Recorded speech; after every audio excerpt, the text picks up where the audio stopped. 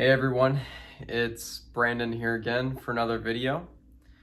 In today's video, I'm going to talk about my spiritual journey, mostly after when stream entry happened and then until now.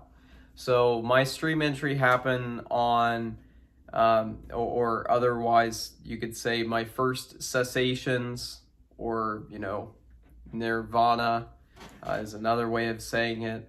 But yeah, you can look into those things if you're not familiar. But anyway, stream entry occurred for me on May 28th, 2021.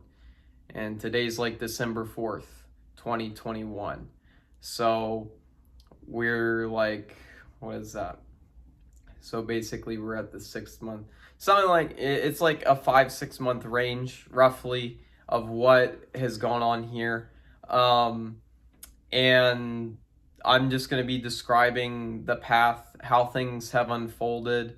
And I'll be using a lot of Buddhist terminology, specifically using a lot of things I learned from Daniel Ingram's book, Mastering the Core Teachings of the Buddha, and the Maps of Awakening there. Specifically like the insight stages, maps and things like that, and then also the 4-path model of Buddhist awakening, which mainly comes from Theravada Buddhism. And another person I've learned a lot from is Frank Yang, so I might talk quite a bit about things that he discusses or that I've learned from him. So anyway, I guess let's get started. Yeah, so stream entry happened for me. I have a video about the experience itself of when I got the stream entry. It was like a back-to-back like cessation with like absolute infinity and most likely 8th jhana and all kinds of other stuff. It was a really intense stream entry, maybe a bit off the norm as far as the intensity there. But it's described in a video where I say like, back-to-back cessations through bhakti and love instead of meditation. If you like search my name with that kind of description, you'll find it, or scroll down my uploads, you'll find it. Also, real quick note, I am doing enlightenment coaching, that kind of stuff, just coaching about spirituality in general. I'm not just about enlightenment. I can coach about like deities and entities and spirits and psychic stuff, all kinds of things in the realm of spirituality. But mainly, yeah, I guess most people are probably going to be interested in the enlightenment stuff, I suspect, at least. But anything's fine. But yes, so I'm starting like completely free spiritual coaching. I don't even really expect or ask for donations either. Part of why I'm doing this is, 1, because I really enjoy it, and 2, because it helps people, and 3, because at a certain point in the path you see that ultimately like spreading the Dharma is really the best thing you can do. At least from my experience and what I've heard a lot of others describe. And then 4, I want to grow my skills at actually coaching and just have more and more and more experience with it, so that I can focus on it hopefully like full time someday. Hopefully on like a donation basis or something. But anyway, that was a small aside just on a little bit of plans there. The details on how to contact me for that stuff is in the description. I usually use WhatsApp or Skype and do video calls. I can also do voice calls or even just texts if you have questions that are like short and sweet. So after stream entry, it it opened my eyes completely to a new mode of spirituality I could have never really imagined. I mean, I could have tried to imagine it and like think about all my different psychedelic experiences and like sober awakening experiences and like manic episodes that, you know, had like awakening experiences in them. And, you know, I had a lot of like spiritual experience with stuff before cessation, you know, pretty much like 8 years of like 7.5 years of spiritual seeking before I reached cessation, with like the last 3 years of that being more serious and with it kind of being like my main focus.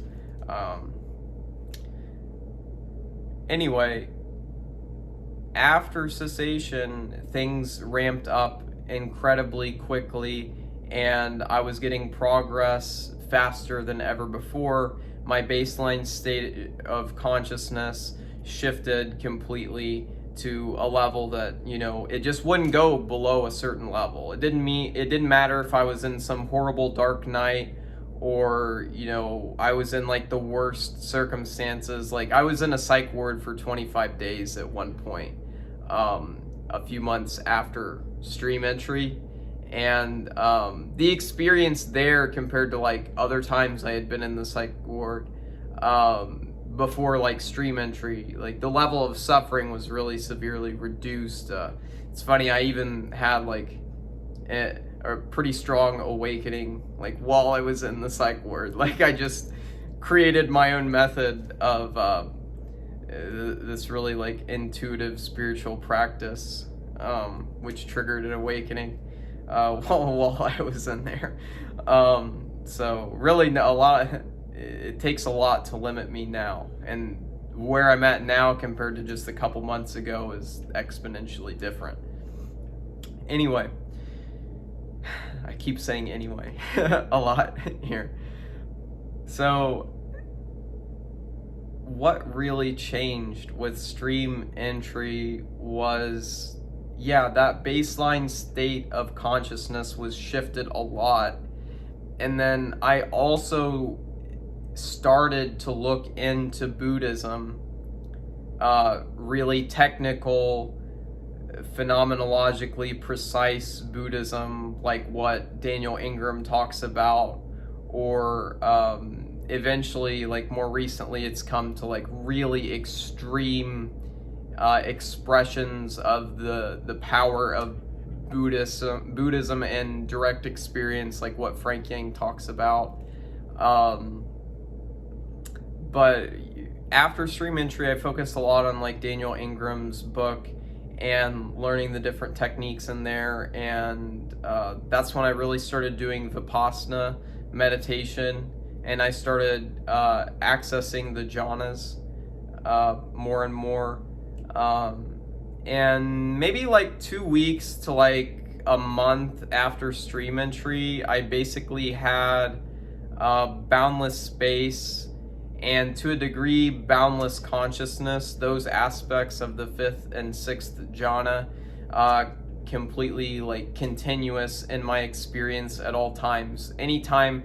And like I might like get focused on a task or something, but as soon as I was out of that, I was back into it. Like the only times that they weren't there was if like the focus was on something else so much more that they just fell into like more or less like background, and I didn't even care about them. They were just so normal by that point. It's like whatever, you know, boundless space, boundless consciousness. You know, it's just another Tuesday.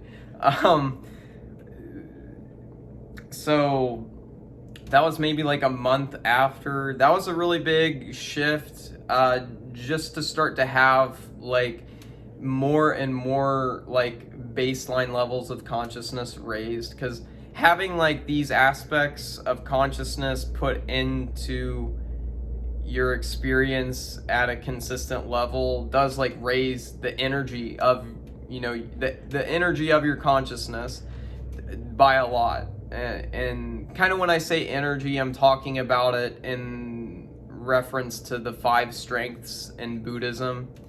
So you have like faith is the first, energy is the second, concentration is the third, or no, I think mindfulness is the third, concentration is the fourth, and then wisdom is the fifth. When you have like this, so having this kind of background, like raised state of consciousness from a higher jhanic element always being in your experience, there is an aspect where it just funnels a lot of energy and power into your consciousness. So when you do consciousness work, it's going to be more powerful. When you're not doing it, your life is going to feel just generally better. You will, in a sense, have like more energy. I mean, I haven't, yeah, definitely more energy, for the most part, other than like I was in one dark night that was really bad, and I still wouldn't even say I had less energy then. It was just like the energy was more like condensed into like suffering and horrific things, rather than it actually being low energy, like when I used to be in like more lighter dark nights on the path, where I would just like, part of that was like sleeping a lot. Like the energy was actually low too, but this was like a high energy dark night that I'll talk about later. And this was probably the worst dark night of my life, or like the second worst. So anyway, yeah, a month in, we had the boundless space and boundless consciousness come in as a consistent thing. I was doing Vipassana, and I was having like really strong growth in it. There was one point where I was doing Vipassana on the 6th jhana, and then I did it on the 7th jhana. And when I was doing it on the 7th jhana, after I finished, I like stopped, and dimensionality had basically completely shifted. In a certain sense, there was no dimensionality. What I mean by dimensionality is related to space. I'm talking about dimensionality in like the scientific materialist paradigm, how they frame dimensions in space in a sort of like graphed kind of 3D way. So we normally have like this notion in our minds that's like running all the time, that everything is occurring at this 3D level. This experience, I had gotten into such a high state of concentration and just insight, that the dimensionality was collapsing. Different items in my room, like there was this lamp, I could see it like growing and shrinking, but everything had kind of collapsed into this like almost one-dimensional thing, where everything was just as close as everything else to everything, and also to me, or what you could say was observer, because I wasn't at like full no self by then by any means. Maybe in that experience, like decently at more something closer to no self, but there still was a lot more to dissolve. But that was a really powerful experience. Right after it, I posted on a couple forums about it, and I was like asking like what to do and stuff like that. And on one of the forums, the people were like, this is really strong, like maybe you should take a break and just go outside. And I did that, and I was walking outside my house, like next to a Dollar General. This is so funny, like modern day awakenings, like having these ridiculous experiences and just the most mundane, like just unimportant places. I'm walking next to this Dollar General, kind of like I'm like cutting across this like broken down empty lot that has like a little bit of grass growing through the cracks of like the old concrete. And I'm walking here, and then I just and I put on this song that reminds me of when I actually reached cessation and stream entry. And it's like one of the most emotional songs for me, because it kind of encapsulates the whole thing. because cessation really, for me, like if you have it at full strength is what I would say, which of course cessation has no strength to it. It's unconsciousness at the deepest degree. It's nothing. And it's not a nothing that can be experienced by definition. So when I say strength of cessation, I'm more talking about the strength of your consciousness when you go into it and when you come out of it. That strength actually changes like the level of shift that the cessation is going to make on your baseline consciousness, and it's going to change a lot of things, the level of consciousness on both sides of the cessation. So like a lot of people in the meditative world, which I really wasn't much of until I hit my first cessation, and I definitely meditate in a completely different way than most people do. And it's really unfair because I remember what it was like to be like a normal spiritual seeker and meditate for a long time and then like get like just these measly like results and shifts in consciousness. Now I sit down for like 5-10 minutes and sometimes you can get to like psychedelic levels of intensity in like literally 10 minutes of sober vipassana for me now. And even in the very recent, like present,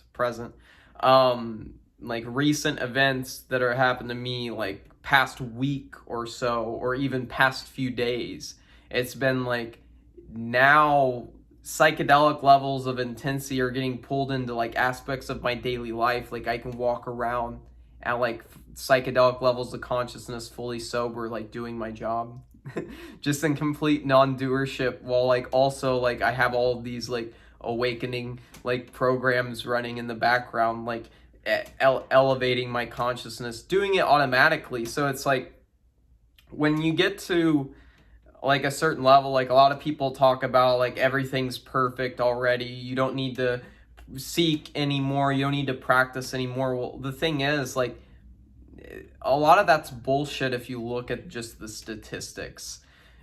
How many people who were fully enlightened continued practice versus didn't? By the time they had become fully enlightened, they had usually built up spiritual practice and doing these techniques and all this stuff as such a part of their ego before they lost it. It wasn't there in the first place, but before they, realized that it wasn't there in the first place, it had become such a common thing for this sensational, illusory thing illusory in the sense that you think it's like this monolithic, solid thing that's going to be like a human mind body.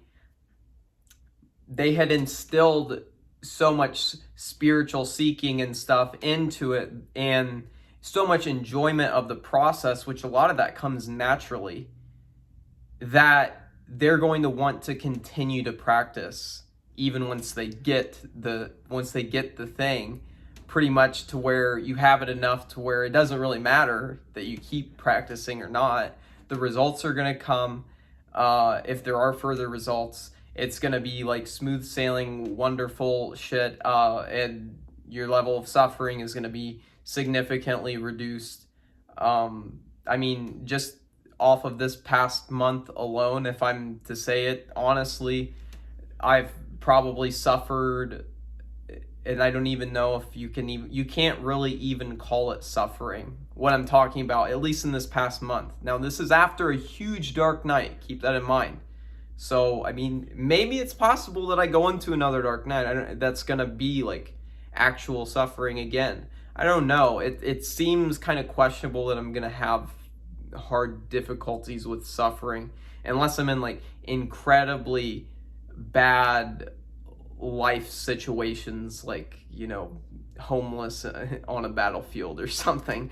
But anyway, like the past month, like, suffering sensations that have any impact at all took up probably less than 1% of the time.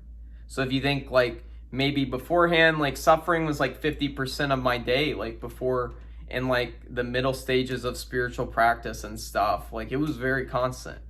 But now it's like 1% or less to a degree. And even like when I'm in something I would call like so-called suffering, like it's strong enough to like constrict me more into like an old kind of pattern of perceiving the world, like the old egoic pattern of perceiving the world in a way that does feel to be really unpleasant, it still doesn't really stick to me that much. Like it's still like I just see through the sensations of the pain, even though they're there and they're strong.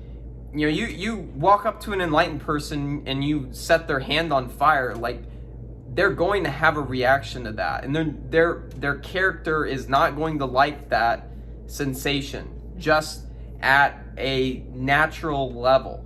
Now there are some really advanced people that maybe that doesn't apply fully to, or for the most part it's taken out. But even pain, yes, like even pain has less of an impact on me. Now I know like most people say it's to overcome suffering, not pain, and there is a difference there.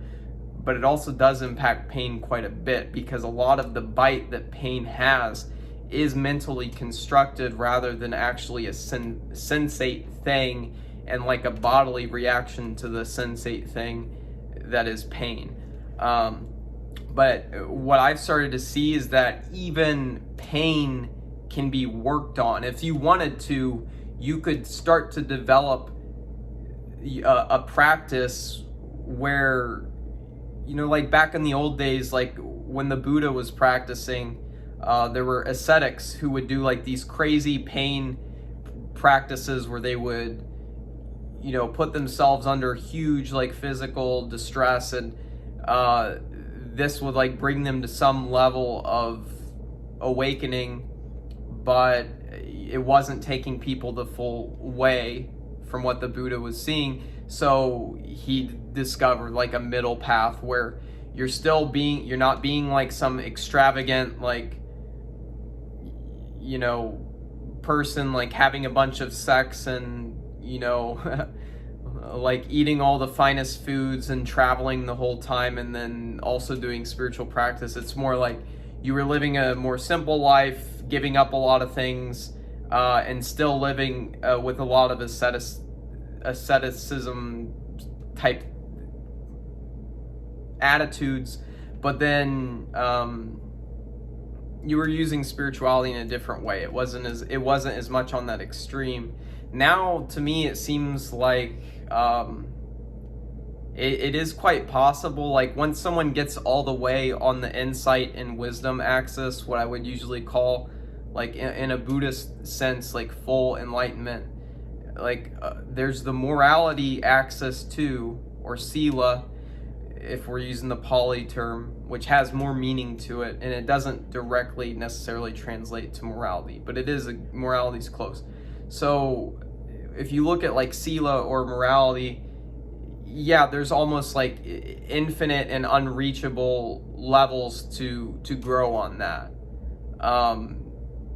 You know, plenty of us on the world today can get to insight and wisdom levels ultimately locked in that are equatable to like Buddha and stuff like that. It is actually possible. But getting to the morality thing to that same degree is much harder. Much, much harder. And then you also have, you know, how you're received by the public, how your personality is received. All these things affect how awake people think you are. And so this changes how people peg you in the term full enlightenment. But with the insight and wisdom axis essentially maxed out, if you wanted to then go back to the ascetic type practices with that mastery over suffering, I really think you could start to build a mastery over pain that's not only like psychological and probably but but that would also probably be occurring on some type of a neurological level because of, you know, you've experienced it so much, you start to get used to it, and then you can overcome it more. But I think you could even start to make like jhanic perceptual shifts in regards to pain, which, I mean, it's a really like complex topic and pretty theoretical at this point, but I do see a possibility there. So there could even be a rather significant freedom from pain, not even just suffering, that a lot of quote unquote normal people out there like you and me can develop. You don't have to be, you know, you don't have to be some gigantic special thing to get this, is part of the message. It's attainable for a lot more people than what's probably expected in the world right now. The issue is a lot of people don't believe they can get there. I've always had this, if we want to go to like the 5 realms idea in Buddhism, one of the 6 realms. If we want to go to the 6 realms, I said 5 because I was talking about the 5th. The 5th realm out of the 6 is Titan, which is right under God. And what Titan is about is essentially, it's going to be some type of strong attitude towards ambition. And the problems with Titans is that they are ambitious and build things and move to high goals, but then they ultimately fall down because they're outstretching their reach. And I've always been, as a person, essentially a Titan in a lot of senses. And it wasn't until I discovered spirituality that I found my personal path of what was most important to me, what I was best at, and what I could contribute to the world with the most. And that is spirituality, developing myself spiritually and spiritual teaching, and things along that nature. So it was that level of crazy ambition that existed within me because I was born essentially with this really deep intuition that I was incredibly important. And I don't know if that was some spiritual thing, or maybe I wasn't born with it and it was just developed at a really young age, like before thoughts were even really formed or something. Because it is really like my 3rd memory or 4th memory in my life was basically coming to that intuition. Anyway, so I've talked about a lot of those other theoretical things. Now let's get back to the story of my journey since stream entry. So after stream entry, I was driving a few days later, and I had a spontaneous and very deep God consciousness awakening. Yeah, I had it while I was driving on the highway. The cars, the people in them, everything literally became the texture of a video game. This was all just this one thing here, like in the world, and I was it. And there was no fear, really. There was no, like,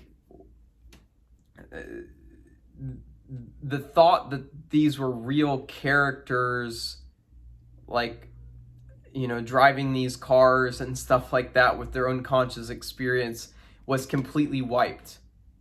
And, you know, when you're not afraid of anything and you're in a video game and you're on the highway, like, do you drive the speed limit and like wait on people? No, like I just started like, I went up to like 103 miles an hour or something.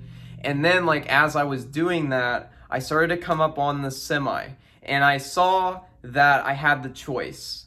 I could make a really quick cut between the semi and a car, and I had the driving skills to most likely do it safely, but it was going to be really close.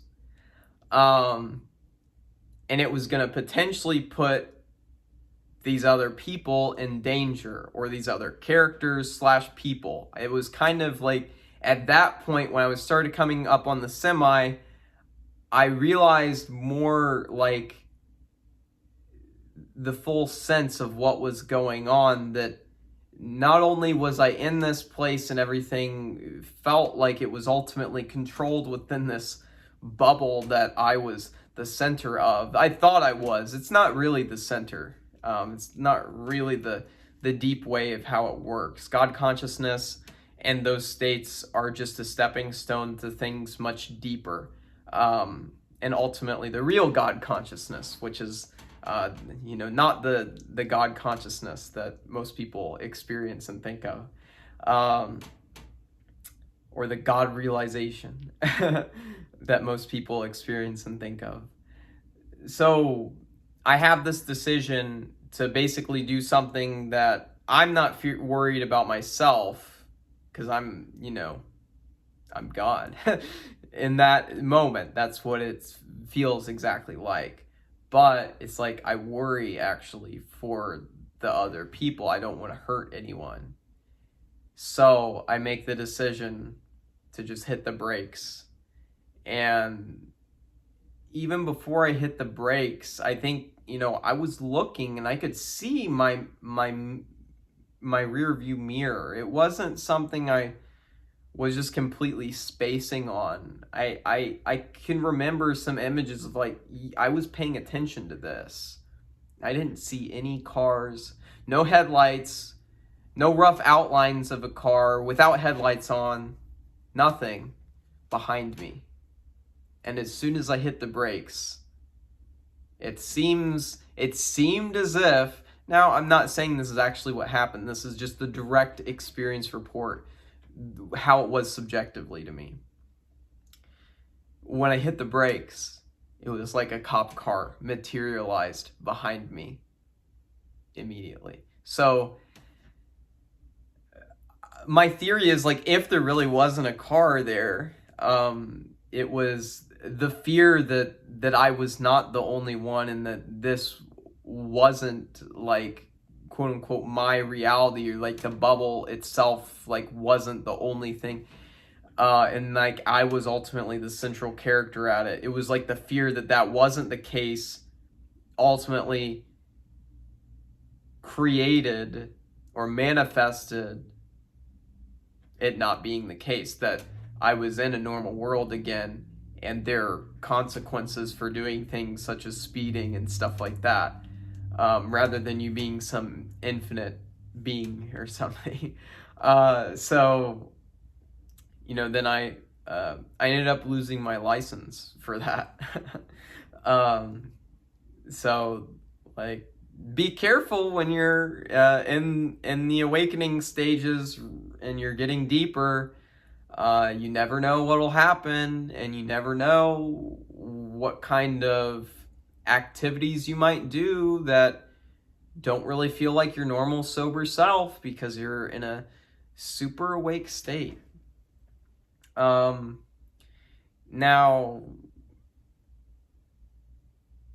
like I said, I mean, that's the idea of like this kind of solipsis, like God consciousness way, or like one being like central to the bubble of experience. Like, that's not the whole story, and I realize that now completely. And I already actually kind of realized that then, before that experience had happened, but it's when that state of consciousness takes over to such a degree, there is no doubt when it takes over. That was only for like 30 seconds, because when I hit the brakes, cop lights turned on, it immediately shut off, and I was like, fuck, I'm back in. I'm back from the launch pad. I'm back on normal ground again, and we'll see how this goes. So after that happened, I was able to keep my license for a little bit until I ended up going to court, and I was driving another day and a few days later, and I was just driving around listening to music and stuff, and I had another spontaneous God consciousness awakening while I was driving. So if you guys are noticing a theme here, I don't drive anymore right now. I could go out and get a car. I do have a license to drive like back and forth to work and stuff, but like I just save the money, and what's the point in getting a car if this kind of shit's gonna happen like unpredictably. These types of things haven't happened, funnily enough, like since those two incidents. But anyway, so let's describe the second one. When I was driving this time, God consciousness came on. I was on more of like a country road. It was kind of like a town road that was like leading out in the country, so like kind of in between like the town, like a small town and country roads. And when it happened, I used to be a big like car driving guy. Like I used to do literal like through like parking garages, like drifts, like fucking Tokyo Drift style shit. When I was like, in my late teens and early 20s area, like I was a big driver, and I'm okay. I'm pretty talented at it. Compared to the vast majority of people on the road, I'm a very talented driver. And that's part of why like I have the tendency to even do this kind of stuff when I enter these spiritual states and it's in a car. If it's some God consciousness thing and I feel invincible, well, fuck, the first instinct is like, go back to this dope shit you used to do and go drive like crazy. Because there's nothing to worry about. This is your reality. Go play, go have fun. This is a dream. That's how it feels. So when in this dreamlike mode, the main dream character in the dream, when reality is being subjectively perceived in this way, and this story is the number one story running, I decided I was gonna drive like a rally car racer, a rally car driver, like legit, like one of like the Scandinavian rally car drivers. If you guys haven't seen like Scandinavian rally car drivers and how ridiculous their driving abilities are, you really should look it up real quick. But I was basically like driving like that in a car that wasn't really designed for it. And there were some curvy roads, and no one was there, and I was kicking ass, and it was so exhilarating, amazing. Going like, I don't know, I was probably going like 90 at some points, like on these roads. Like some of them were like, not hairpin, but like curves that go pretty sharp, and I'd brake real hard and then go back on it and brake, and it was very, very fun. But then I saw another car coming, and at that point it's very similar to actually the experience that happened with like the semi truck and that other car. And I could have shot through, but I decided no, I'm not gonna put other people at risk. Even though I'm in this God consciousness state, I don't want to take that risk. That's too much for me. And like the ego, whatever you want to call it, or like normal sense of self takes over and stops the whole thing. So I see this car come around the corner, and I can probably make it around the corner, but it's gonna be really tight, just like before. It's gonna be really tight. And instead of going on the curve at all, I just say fuck it, and I just go straight off the road, and there's just this like thicket of smaller trees, but they were small enough to completely stop my car immediately when I hit it.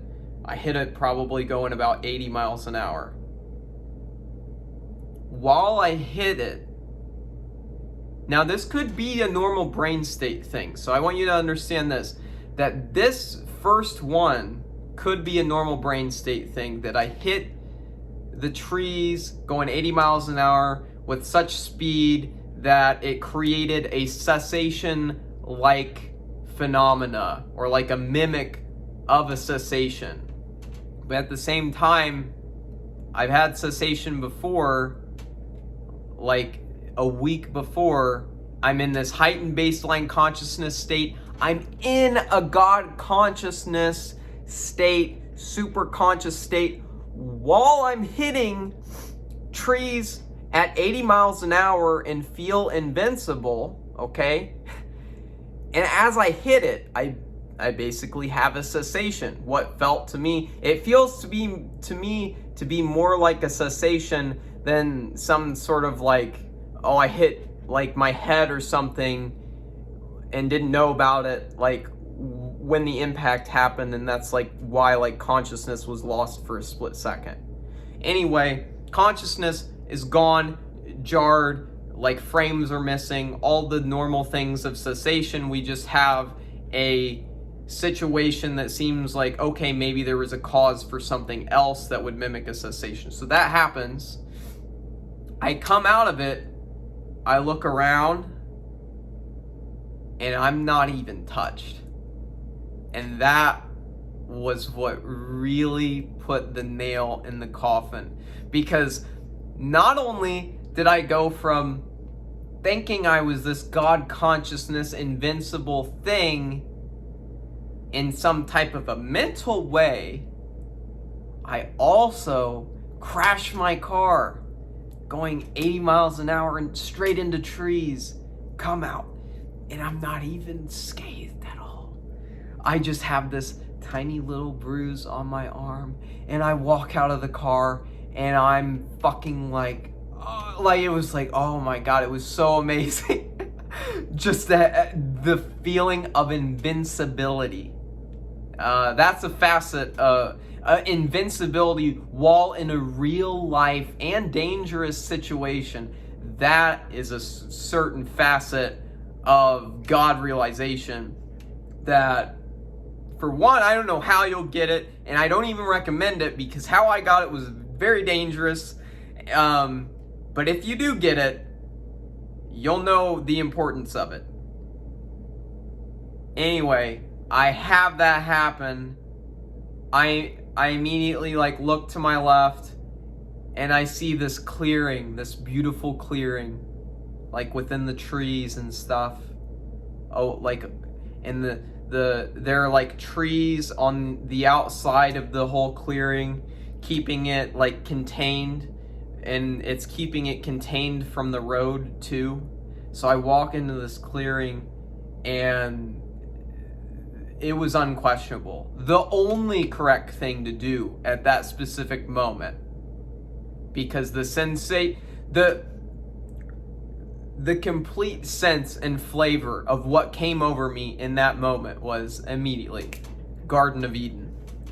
This is the essence of what Garden of Eden means. What the state of consciousness, everything I'm in right now, encapsulates every beautiful notion or whatever about the positive aspects of Garden of Eden.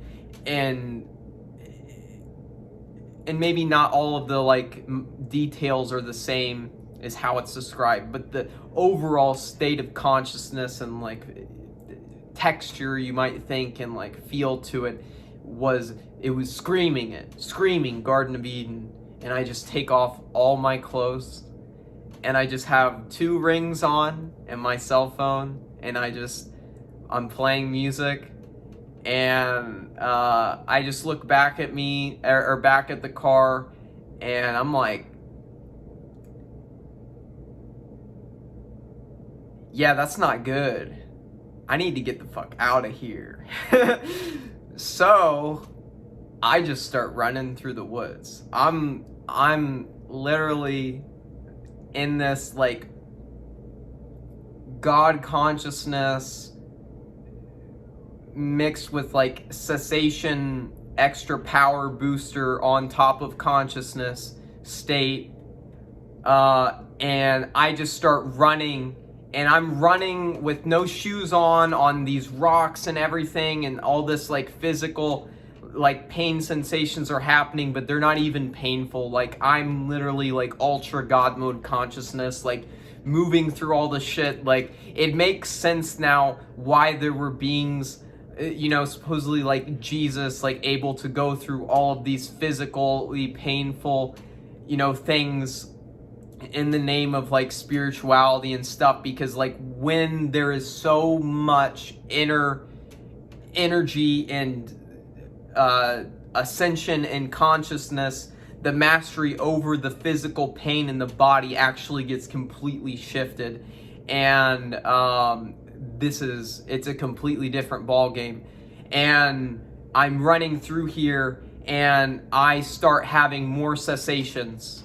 And these ones, I would say unquestionably, there is no weird brain state thing going on with these. Maybe when like I first made that impact, I can see that. No, these were like genuinely indistinguishable, same exact shit as my first two cessations. And really the first one when I wrecked the car was too, in my opinion. But these ones afterward, there's no debate in my mind. These were the real deal, and they were just ramping up my consciousness like nothing before. And I end up having like in total probably like 5 cessations, which are just incredibly powerful and like consciousness boosting within 30 minutes as I'm running around, like trying to run from the police. And I end up in a park, and I'm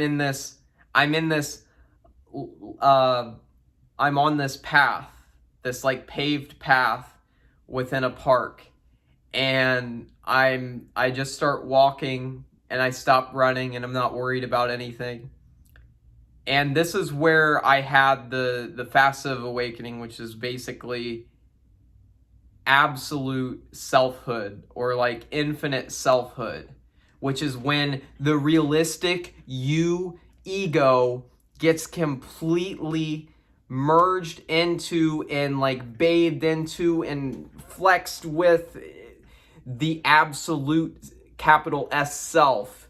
And not only are you the capital S self, and not only are you like an ego self, but no, this is the ultimate expression of your lower and higher self at the same time, in a normal human environment, in nature, not on psychedelics, not anything. Like, you're fucking it.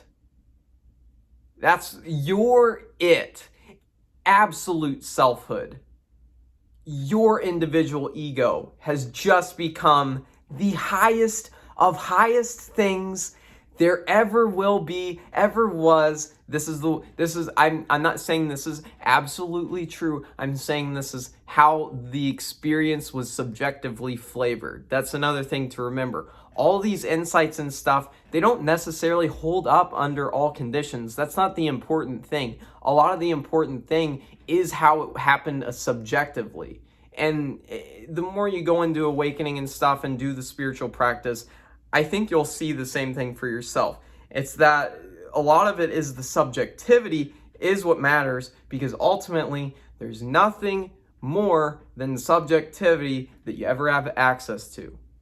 You never have access to anything that isn't tainted by your own subjectivity. The objective world is tainted by your own subjectivity. Even more so than tainted, it's completely encapsulated by your own subjectivity. Any notion of God, Jesus, Buddha, Lucifer, dragons, dinosaurs, science, materialism, death, life, existence, non-existence is all held within your subjectivity, okay?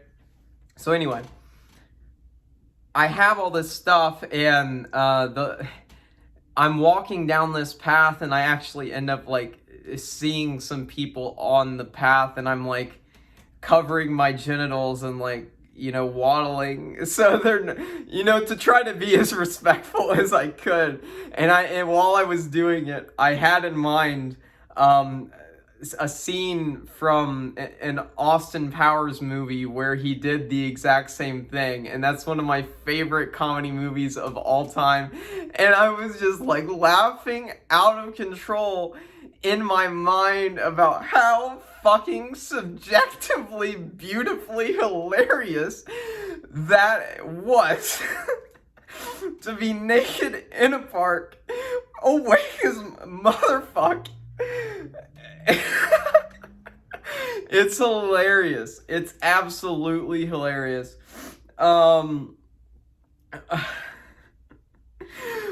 But anyway, so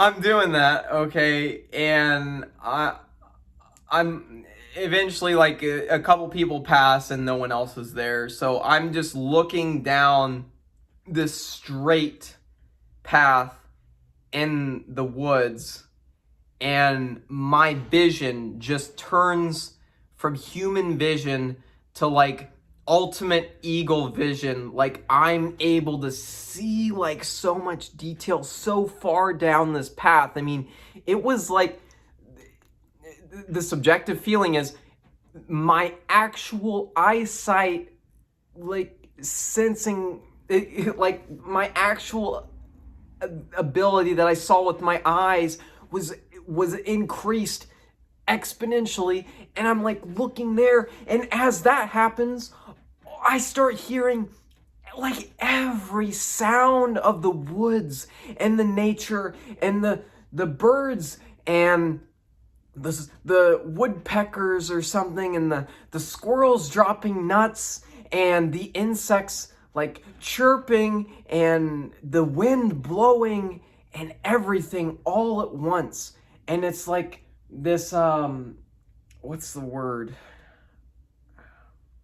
It's like this crescendo of beautiful, infinite, audible nature surrounding me and filling everything in the most incomprehensibly beautiful and unimaginable way.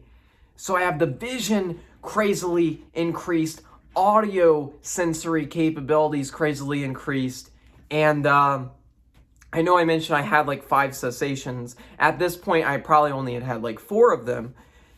And then I was walking down the path, and previously on the path, the only people I saw were adults. And I was walking, and it was with this kind of more acute vision and attention that I noticed like a dad and a kid, or a mom and a kid walking, and they hadn't yet noticed me. And I was like, I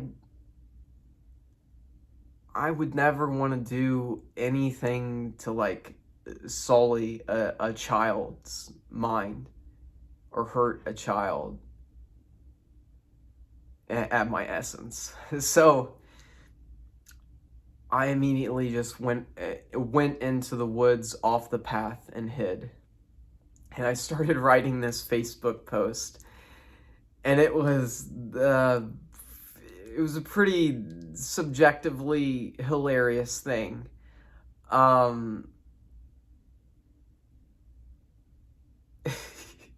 Subjectively, I am the funniest person in the universe to myself, and that's in normal states of consciousness or not. So in this ultra state of like consciousness and, you know, selfhood, ultimate expression of self in both absolute and relative combined, of course, like, I'm cracking myself up infinitely as I'm writing about this awakening on my Facebook page to go post it for like the 5,000 Facebook friends that I have. And it, like, at a certain point, like, I was gonna tie in something about Jesus Christ. And I said Jesus, and I started typing like M-O, because I was going to say Jesus motherfucking Christ. And I type in Jesus M-O, and then I immediately hit the cessation, and I see like that my consciousness gets completely eradicated by the perfect infinite beauty of Jesus Christ. So in my stream entry, if you watch the video, it's not something that I actually explicitly mentioned there, but I later mentioned in other videos, like Lucifer is my spiritual guru. I mean, a lot of that's kind of changed now, but like he did play a big role in my enlightenment and like the moment before I became in my enlightenment process. Not saying it's finished completely, but in my for my first level of permanent awakening stream entry, right before my first cessation, I intuitively asked Lucifer I said, I will be your eternal student if you give me enlightenment, if you make me enlightened. And then I immediately hit cessation.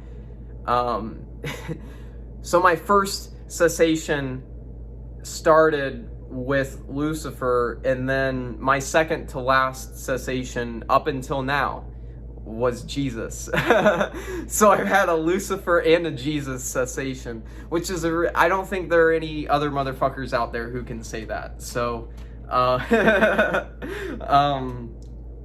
you gotta be you gotta love yourself, and you gotta see that you can be something special too. I really think like a level of ultra confidence and arrogance to some degree does feed into the ability to really push yourself towards quick progress.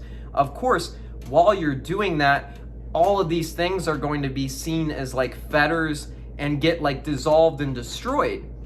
But then you ultimately see and you accept your shadow to such a degree that you see that it's okay. You don't have to hate your ego, and it's actually something that's only going to create more or create less compassion in the world, to not be compassionate to your authentic self. So like if you are a person who has like this, like for me it's very competitive, it's very like I want to be number one consciousness ever created, ever destroyed, ever existed, ever not existed, ever anything in between. I want to be unquestionably the greatest.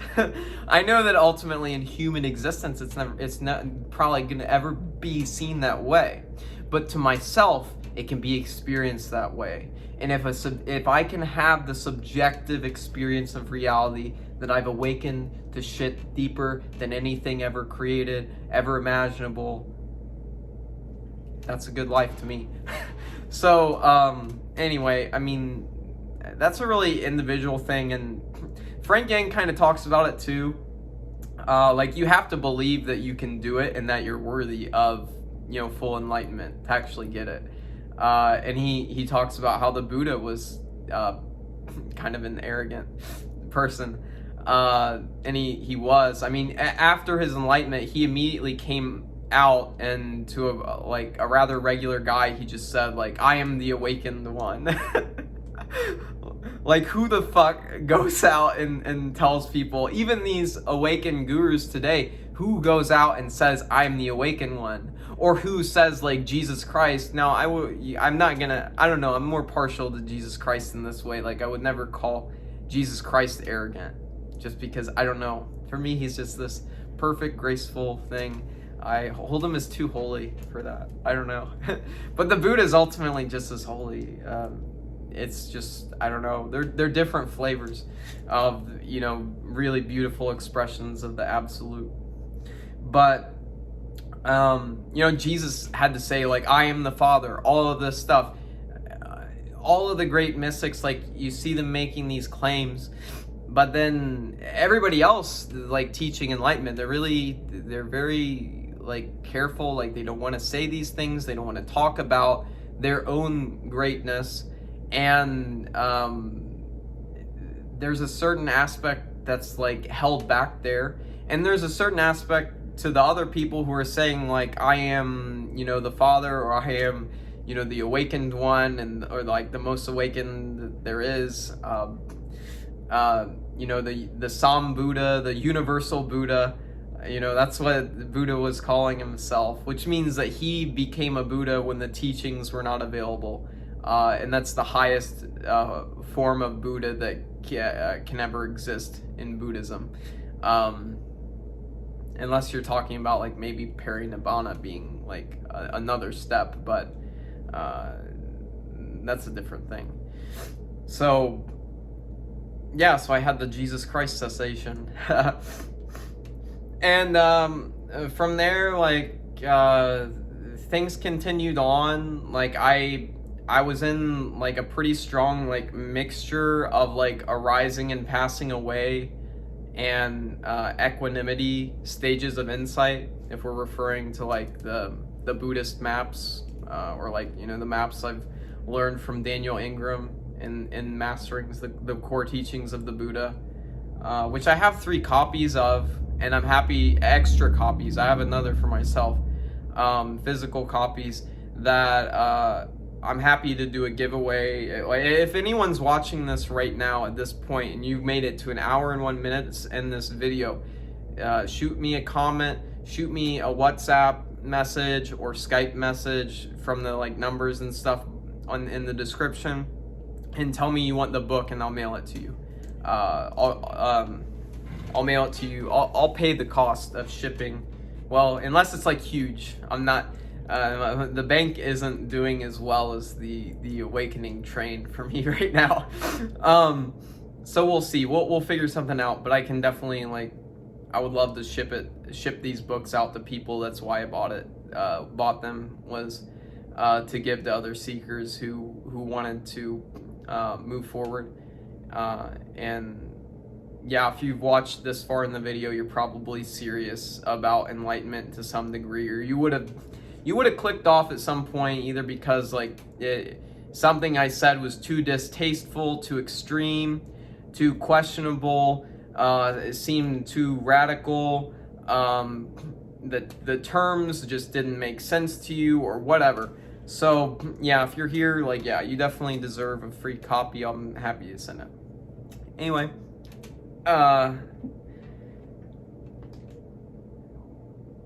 so after that happened, I was taken to a psych ward.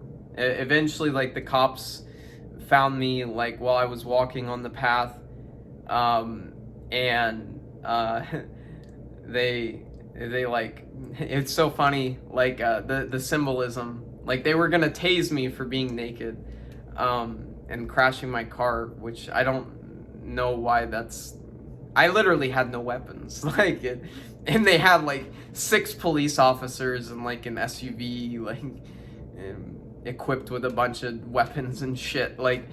I'm not, are you guys serious? But they saw me and they were like, what are you doing? And they were about to tase me, and I was like, what are you doing? I'm not gonna hurt anyone. How can I even do anything? And then they're like, okay. And then a couple of them come over to me and they grab me and they throw me down while I'm in a cross formation. After my Jesus Christ cessation, they throw me down on the pavement, completely naked. Little bit of police brutality kind of there, honestly. Into the pavement, and then as they're holding me and have the handcuffs and they're walking me back to the SUV, I'm like, take me to your leader. Just totally trolling them. And then one of them's like, what the fuck do you mean by that, buddy? So I get in the car and everything, and I think it was pretty clear from the situation, they knew it wasn't a criminal offense thing. It was more a psychiatric thing. And with my history of bipolar disorder, it is kind of a really nice card to have, or that always gets pulled automatically for me anyway. If any type of random crazy shit happens with these consciousness events, it always ends up getting seen by society as me being some crazy person anyway. So as much as that hurts like my reputation for maybe like trying to teach enlightenment online and stuff, it also protects me a lot legally and everything. Because if I'm always seen as under the guise of being crazy, I'm gonna get a lot different treatment. And I'm never a violent person, and I'm never intentionally trying to hurt anyone in any of my states. At least, except for one dark night that I was in, it was very bad. And but I was already, confined at that point.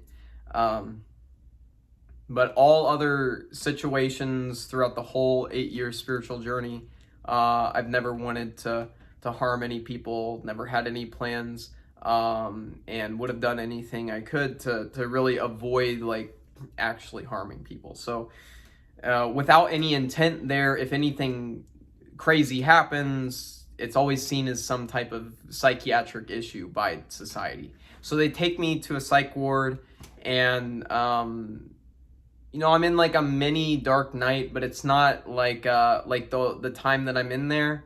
But for like I think it was like 2 weeks. I met a lot of cool people. I mean, the level of consciousness in a psych ward is a lot higher than average, I would say. In some ways, it's more like a bigger distribution than what you'd see like in a normal room. Like let's say you're in a normal classroom of like 20 people or something, and then you like look at their levels of consciousness, or you just get an average like 20 people from the street like in a room, and then you were somehow able to like measure their level of consciousness on some type of scale that was valid and made sense. You'd see like a lot of it'd be really squashed in the middle at the like standard, like the middle of the standard deviation bell curve. You'd have like most people like pretty average levels of consciousness. You'd have a few outliers at the top, a few at the bottom. Psych wards, it's like, and it depends very much on the type of psych ward too. Some of them, it can be like there are like a lot of like very advanced or even like genius levels of consciousness in those places, and then like some people really low because they have maybe like mental retardation or other things that are like putting them in the psych ward that are just totally different causes. Or you have like really bad addicts that don't really have any type of spiritual bent to them. They're just normal addicts. Like if you want to use the Buddhist 6 realms model, they're mostly getting reincarnated every moment to moment in the like hungry ghosts realm, where things are just addiction, and always seeking that next fix of the addiction. And they're not even getting to operate as much on the instinctual levels of the animal or the desire levels of the human, or much in definitely not the like Titan or God realms. So anyway, so you have that. Or in some of the nicer psych wards, a lot of the time like they don't really deal with a lot of the addiction stuff quite as much. And it seems like from my experience, like they don't get as many addiction people, and they don't get as many people with like really like severely reduced like mental functioning. And in those cases, it's like almost everybody is like above average like consciousness, and there are even some people who are just naturally gifted in awakening, like having spontaneous awakening events occur that are ineffable and indescribable, to the level of intensity probably to like a heroic dose psychedelic trip or stuff like that. I mean, that's kind of how my life has been for ever since I had my first manic episodes. But like there are other people there who have bipolar disorder or not bipolar disorder or whatever. It just seems like mental illness seems to a lot of the time it can run as something that generates higher consciousness people. It's just the issue is the mental illness creates such a struggle with survival. So the person with the mental illness has to be really crafty and work really hard to overcome the survival struggles that they're put under. Because, like, for me, I can't work a full-time work week. Maybe I could now, like, with all of the improvements and these huge eradications of levels of suffering in many different, states and conditions. Maybe I could now if that's what I cared about, but I don't want to work some normal job like 40 hours. I'd rather work as little as I can at like some low stress job, which is what I'm doing now. Work at a low stress job for like the minimum amount of hours to pay my bills, and then just, spend all the other time on awakening, and then just like some time with like, enjoying relationships with like family and friends and stuff. But even a lot of that has just become talking to a lot of other people on the awakening path, or other, types of the spiritual path. So that's a big thing. And I've actually gained better friends and deeper friendships than I've ever really had as a whole, like as far as like number of good friends that I can connect with deeply, who share a similar interest and all those things. That's revolutionized by like me hitting stream entry and really getting into spirituality like at a level that I never could have before stream entry. Just the level of understanding, complexity, baseline consciousness that's changed. Like it just led to like all these different things falling in place to where I ran into a lot of high conscious people, and now I get to like share friendships with them. Even though it's not usually in person, it has to be over like a video call or something. But, I can be in one of those video calls for hours and hours and hours and be in a complete no mind state where like the words are just flowing out with me. It's like we're both like agency-less, just like forces of nature, like interacting with each other and describing like these fun like aspects of awakening and different facets, different realizations, different tips, different stories, all of it. It's really beautiful. But anyway, so yeah, like that's kind of how things are like right now for me. But so after that psych ward trip, I was in there for like a couple weeks. I was out of the psych ward for one day, and I was back in mania or arising and passing away, or a combination of the two, immediately, like the same day that I was released from the psych ward that I had been in for 2 weeks. So I get released, and I'm released specifically to stay with my parents, with my dad and my brother. And as soon as they fall asleep, I leave their house, which is in the country, and I walk until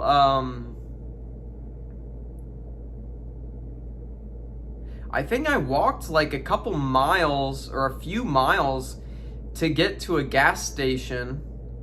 And then I went up to a random like person at the gas station. I told them, hey, I have like $850 at my house right now. If you drive me to my house and then to the airport, which is 45 minutes away, you can have it. And like him and his friend that was in the car went, and the guy had like an argument and fight with his wife because like he was leaving to go do this, like for the money that I was giving him. And I was giving him that money so that I could use my Chinese visa. I was gonna fly to China and either wander around the different monasteries and just meditate and start practicing and start teaching, what I've learned about spirituality. I was going to teach like kind of like Christian mysticism through the lens of Buddhist awakening to like Buddhists in China was like one of the plans. It's funny, like these are like really like spur of the moment, but yet meaningful things and choices that you make in like a manic state. But being in a manic state is a completely huge like spiritual high, especially if you're deep on the enlightenment path. The deeper you go on the enlightenment path, the more that your manias turn into arising and passing away events. And after stream entry, your manias will slowly get to where they will balance and become more grounded and equanimous, or equanimous, whatever, you know what I mean, hopefully. There's more equanimity in the arising and passing away experience, or the mania experience, to where it doesn't even really make sense to call it mania anymore. But this day, it certainly was mania. And I got to the airport and was gonna fly to China, and I got a connecting flight, and it was taking me to Detroit, from Dayton, Ohio, to Detroit, Michigan, and then to Chicago, Illinois. And my flight to China was gonna be from Chicago to Shanghai. So I was so manic and in such a high spiritual state that I took the flight to Detroit, and I totally forgot that I needed to do a connecting flight. I was so excited that I got to Chicago, and I had like a day to wait until the flight to Shanghai was gonna be there. So I was gonna go explore Chicago for like a day. And I didn't realize until I was like already like in the middle of the city, and like, and I think my other flight had already been missed, that I was in Detroit. So I just started exploring Detroit. I was, ordering a bunch of Ubers and stuff. I went to the mall. I was talking to my first meditation teacher on the phone about like what was going on. I went shopping. I got my nails done for the first time ever. I got like a pedicure. I bought like these really flashy, like manic kind of purchase clothing. And I was feeling amazing. And I don't even know I kind of forget. There's kind of a gap there. But basically, like, I end up being so manic that, I remember the story. This is actually a really cool story, with even more like Christian themes in it, in the awakenings. So I'm doing all of that, and then I realized, like, hey, like, I'm talking to a guy at the Detroit Mall, and he's talking about like going out to the lake sometimes, and he does it for fun. And this guy had DMT, and he was gonna like give me DMT, and I was gonna like smoke it on the lake or something. So like I went ahead and I got an Uber, like 2 hours or something, to Lake Michigan, and the weather was beautiful. It was the perfect time to be on a beach. And I actually have a video on that beach, and it's called like the lowest spiritual teaching ever, or something like that. And make sure you like fast forward, because I do, like, for a weird like artistic effect, like I bury my phone in the sand for like 4 minutes, and then dig it back up, and then I start talking about like the teaching. Anyway, so I get to Lake Michigan, and it's just wonderful. I have all my stuff there, and I realized that I want to go like back to the city, and I want to try to like line things up to get to Chicago now, since I've had some fun. And I leave my boots on the beach because my feet are really sandy, and I'm walking barefoot. And I bought these boots earlier in the day, and I had been walking in them all day, and they were brand new boots. So naturally, wearing those boots was going to give me blisters and fuck up my feet kind of bad. If you don't break shoes in, they can mess up your feet. And I definitely walked a lot that day on them, in brand new boots, which probably weren't that high quality of, boots themselves. They just looked cool. They were these flashy white boots, like knee high. Complete manic purchase. Absolutely beautiful. And so I'm walking back to the road, which isn't that far from the beach, and I'm walking on the pavement with my feet like this for a while. And the reason why I'm walking up to the road is to try to get cell service, because for some reason at the beach there's just absolutely none that I could get to call an Uber to go back to wherever. So I left all my stuff on the beach, and I start walking down the road, and I'm walking further and further, and at a certain point the physical pain just gets to me. It was pretty bad pain, like on my feet, to be honest. It was really rough, and it's at this point that I realized that I'm nothing compared to Jesus Christ. And when I was talking about the arrogance thing and like how that can be used to like help awaken you, I was so arrogant at times that I like I said, my goal is to be the ultimate best consciousness ever created, whatever, like the ultra conscious being of all existence, highest God of gods. That is like the goal. As sinful or weird or whatever that might be to you, that is like a drive within my ego. It just is. So there's really no healthy way to repress that other than to just say God, universe, being, truth, Jesus, Buddha, continue the list.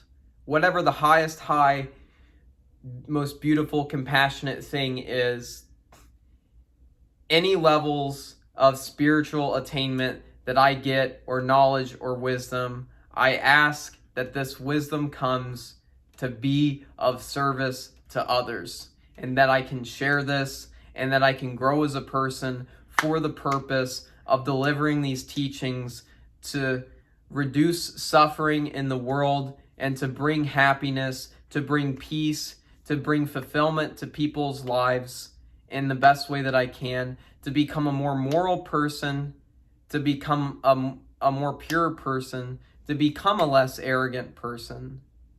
That's what I ask for. And that's ultimately the only way that you're ever going to get to that goal that I described, is through the purification process.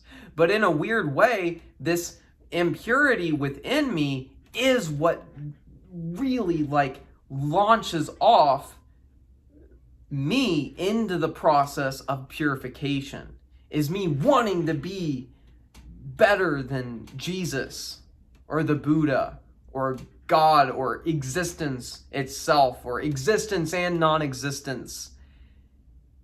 That urge, that ultimate ambition is what leads to my own annihilation and purification at the higher and higher and higher and higher and better levels, and more and more and more complete levels. So yeah, that's how it is.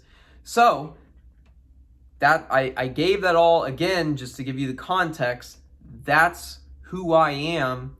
And then I collapsed, realizing that I was nothing compared to Jesus Christ, that he had so much more mastery over the physical world, and pain and suffering, and was so much more selfless and so much more powerful and just so much more beautiful.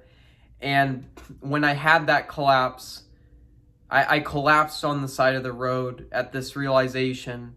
And at this time, this is completely sober, just ultra manic mind, ultra manic A and P mind, creating this awakening, full natty bras, okay?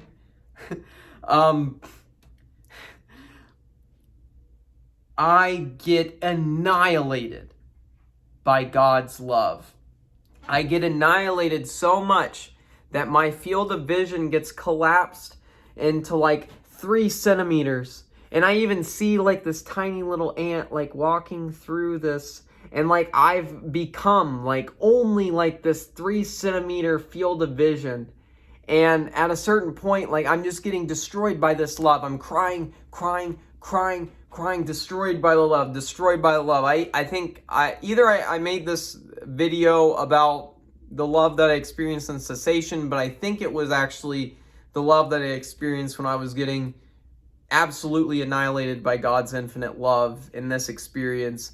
And that video was called something like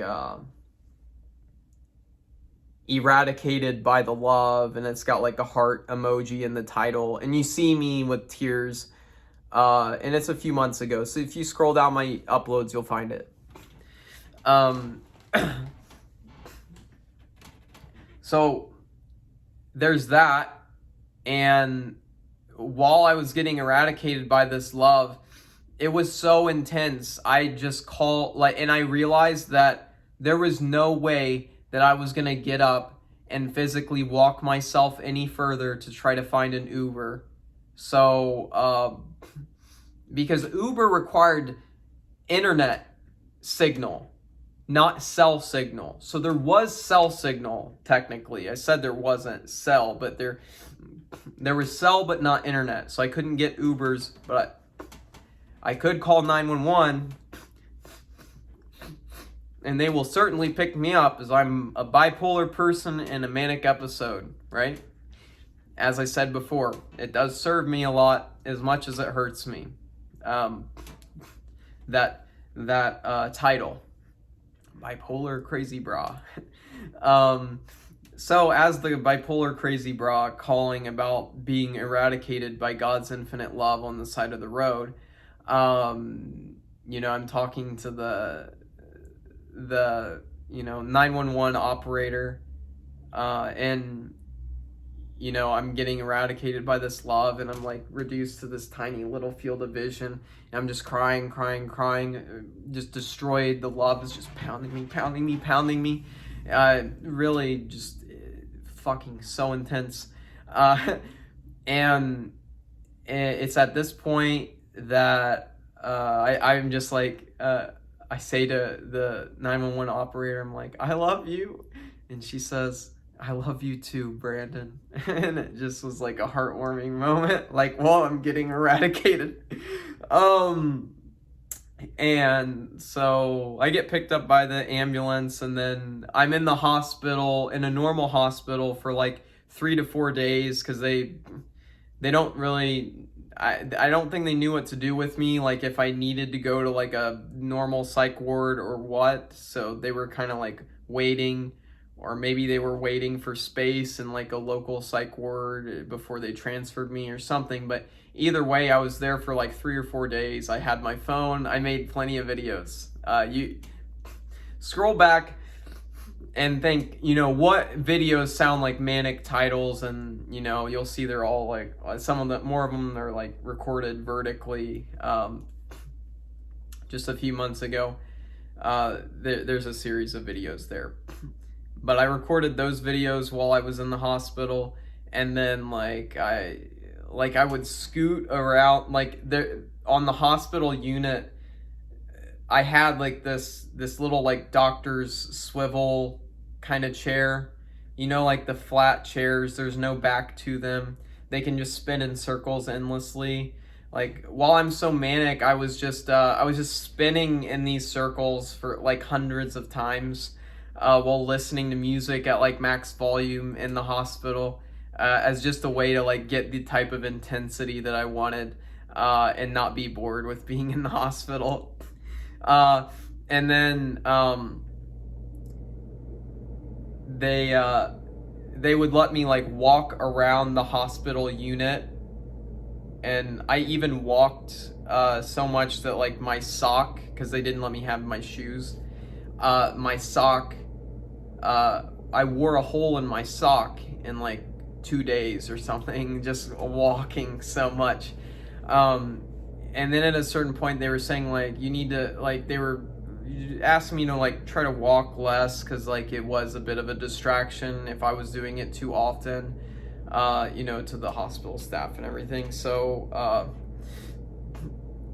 and then like they let me go around in this chair. I was like pushing myself along with my feet in this rolling chair around the hospital unit. This manic guy just pushing himself out around like a hospital unit in the ER. This isn't a psych unit or anything. It's just a normal ER, and I'm just like this manic guy is just circling the unit like over and over. And eventually they say like, okay, you can't do that too often either. And we don't want you to like push yourself around. So they had these like 2 hot blonde like nurses like push me around on the chair, like I don't know, every hour, I think it was. Like when every hour that I was able, like they'd be like, okay, we can push you now. And they were like pushing me around the unit, and it was hilarious. So yeah, after that I got sent to another psych ward for some time. I don't remember a lot about that trip to the psych ward. It was keep in mind these are all different like psych wards I'm talking about. But yeah, then so I got out of the psych ward, and this time finally, and it was at this point like I don't know, maybe like a couple days out of it, I just had the intuition, and I followed this intuition plenty of times, and literally every time I've done it. Now this is really risky, and I'm not telling anyone to do this specifically. And also I will warn you, there's huge risk to doing this, but it just so happened to pay off for me when I chose to do it. It came with huge costs, but it did come with huge benefits too. When I was out of the hospital this last time there, and this is probably, a few weeks after the cessation, or a month after the first couple cessations, and like 3 weeks after like the 5 cessations, like God consciousness wrecking car event. I just have the intuition. I'm like, I'm out of the psych wards and stuff. Like the medications were like really only helping me because I was in like that kind of really stressful, shitty situation no one wants to be in. Like now that I'm back in my normal life and I'm like relaxed and I'm chill and I'm just like doing meditation again, like I didn't feel like I needed the meds, and I stopped taking them, and everything changed. I gained control over that type of manic energy and ultimately like reined it in. Like I described earlier, at some point I said that you ultimately do, like after stream entry, you'll get to a point where more and more energy can be pulled into your consciousness, and like more of this awakening, like upward manic energy can be pulled in, and it's going to be balanced with like this kind of like ultra grounded energy, and you'll have like this equanimity come in the middle where your baseline state's like ultra high. But anyway, you probably get the picture. So yeah, when I chose to stop like taking the meds, that's when it's actually at this point, I think, like that experience where I said like dimensionality was like lost, and like the lamp was like growing, and objects were like merging, and it was all like essentially like one dimensional, like everything was as close to everything else. Like that experience happened there. I don't think I got to finish what happened in full with that experience. So when I reached my first cessation, it was like this absolute infinity triggered by what I call either chakra like kundalini energy, or clairsentience, which is just psychic clear feeling, or the Holy Spirit as a third one. They're all these names all kind of represent the same force and sensation and thing to me, the way that they work for me. I had that energy come through the heart chakra, then to the crown chakra, and it exploded and took me to absolute infinity in an instant, like so quick, so much energy, so much consciousness, that it was like it broke experience. And that's when I hit the 8th jhana. After the dimensionality like loss experience, after I was doing vipassana on the formless jhanas, like 5 through 7, so boundless space, boundless consciousness through nothingness. When that happened, and then I took the break and I went outside and I went to that Dollar General, I was like outside of it, I put on that music that reminded me of when I first reached cessation. It triggered the Holy Spirit, like infinite energy in me again. But this time, instead of like being, it's weird, like it was almost like the first time it was almost more like a rainbow type, like absolute infinity, like there both were and weren't colors to it in a sense. This time it was like a pure white, like infinity, like shooting up infinitely and instantly. And this time I basically went, like I wouldn't call it a cessation. At the same time, I mean, it's possible that there could have been a cessation there. Just, I don't think it was. I think it was more what Daniel Ingram calls an unknowing event, which is a common mimic of a cessation that people have oftentimes at like the peak of their arising and passing away insight stage. It's at this point where, yeah, I mean, shit's really hardcore, but yeah, I basically went formless for a second, like when this energy like went up, it went like, the energy created like kind of broke experience in a certain way, but not completely like cessation. I went formless, like body, it disappeared, and then I was just like I just like sat down in bliss, like in this like kind of decaying parking lot next to a Dollar General store, and was just ultra conscious. And it's funny, like sometimes taking breaks after really hard practice can produce really good results, and that's what happened there.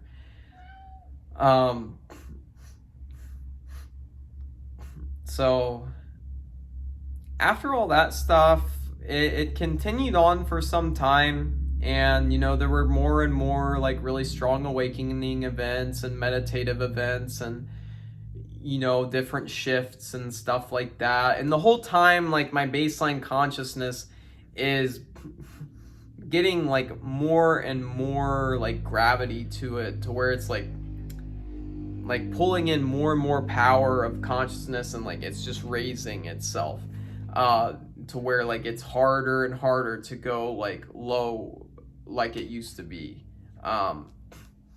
And yeah, ultimately it reaches a point where it can't go anywhere near as low as what like normal would be. And in some cases, like it's beyond like early awakening experiences. Like my baseline consciousness like months ago was beyond like awakening experiences early on the path before stream entry for me.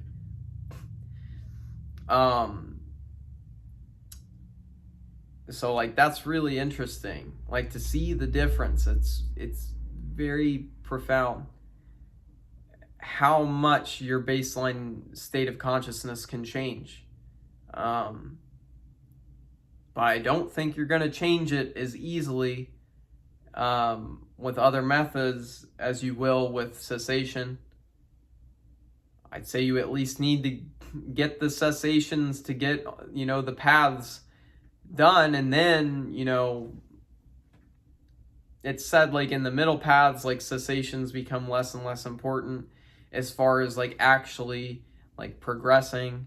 Like the first two paths are really about cessations, and then the others aren't. I guess that's where I should mention, like I had an experience like while I was at game night playing a version of Dungeons and Dragons with a group of friends. I used to play it every Monday, and while I was there, I had what I call like a micro cessation, and I think that was possibly like, if we want to say like the paths, like first, second, third path, like all must be shifted on a cessation, I would say that, just looking at the maps and everything, like that would have to be my third path moment, most likely.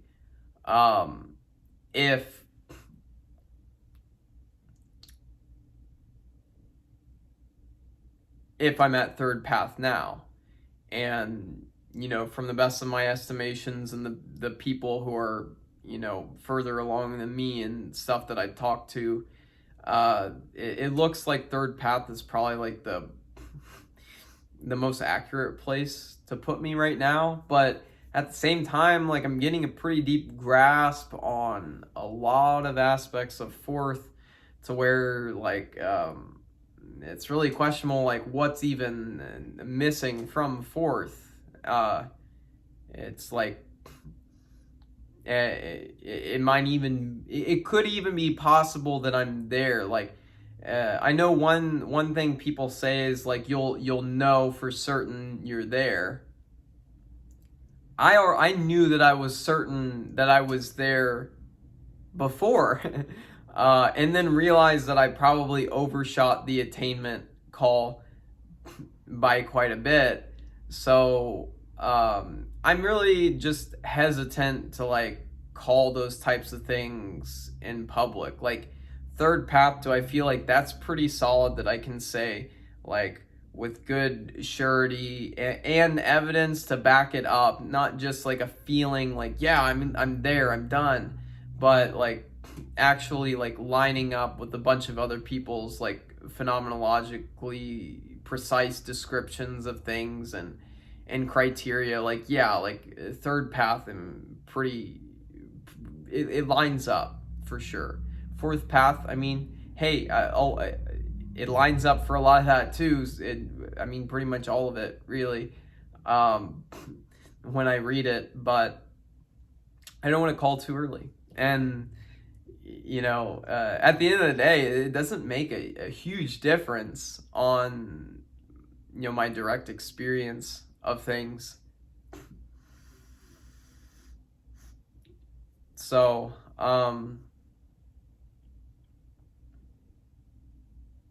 yeah, this has been an hour and 44 minutes long, and I guess the stopping point is my third path moment. I had a micro cessation. Basically, like I think I like closed my eyes for like a couple seconds, and then I saw like this flash of light in like a certain shape, and then like it was at that moment like bam, like the cessation happened, and it was like it was like jolted, you know, this moment to that moment, and there was a gap, and it certainly felt like a cessation to me, compared to the other things, but this time it was so quick, but it definitely felt like a really significant thing, and seemed to bring about, you know, its own level of shifts, to a degree. So it's very possible that was the third path moment. So I'm getting a bit tired right now. I think an hour and 45-minute video is plenty for you guys to watch for now. I think I'm gonna do a part 2 from, you know, the supposed, you know, the potential third path